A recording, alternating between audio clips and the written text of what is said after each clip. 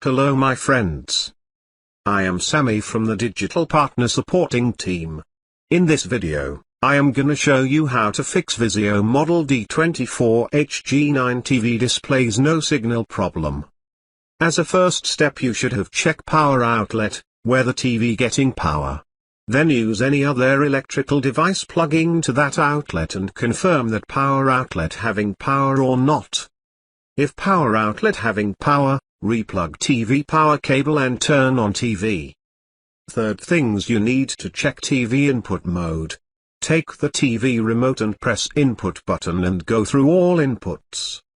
Most of case you can resolve from those steps, but still you're facing no signal problems. You need to check input cable, just HDMI or audio and video cables.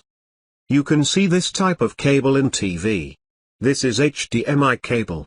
Carefully remove cable from the TV, wait 3 minutes, replug HDMI cable.